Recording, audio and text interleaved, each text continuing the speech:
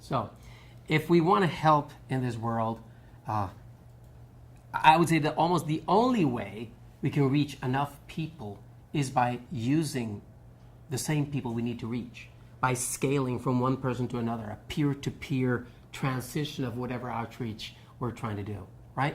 So one way of scaling is having family members show each other, for example.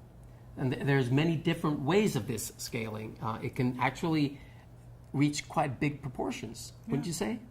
Yeah, we have been doing this in many different places, and actually we were very much inspired by our Rwandan colleague, Murigo. She's a young woman who has been doing a lot of outreach in areas where people have been traumatized. She's herself an orphan survivor of the genocide in Rwanda 1994. So she started helping also refugees who came from Congo to Rwanda. And there's a big refugee camp in Kijeme, which is close to the Congolese border. And there were like 17,000 refugees there. And she realized that they had, of course, similar problems she herself had as she grew up, being an orphan, living without her family. So when she met them, she said that, yeah, I will be happy to teach you some simple techniques, but you cannot keep them to yourself. Each of you have to teach at least 5 people. And next time I come back, I will see your results. Yeah. And actually, I came with her actually after 1 month or 1 month and a half, and they were 40, so they had done their homework.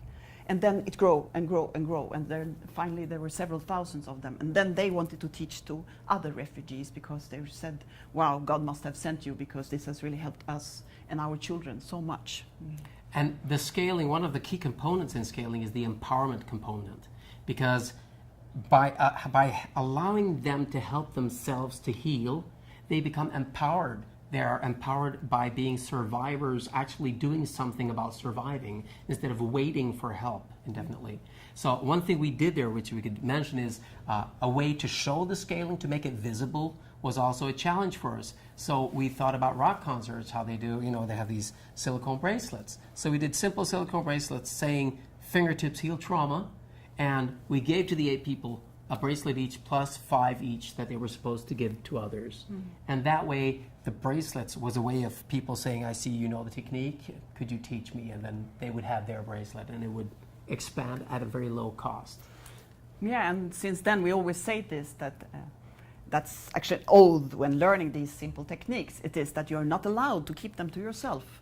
You cannot put them in a drawer or put them under your mattress. You have to share them with the world because they're too good to be kept to yourself. It's just too good. We have seen too much healing to keep this to ourselves. That's why we have this humanitarian committee. It is to share this with the world because we know it. And we call it also Pay It Forward, from a film from 2000 or so, an American film called Pay It Forward. If you haven't seen it, you can watch it also. Yeah, that's it, scaling.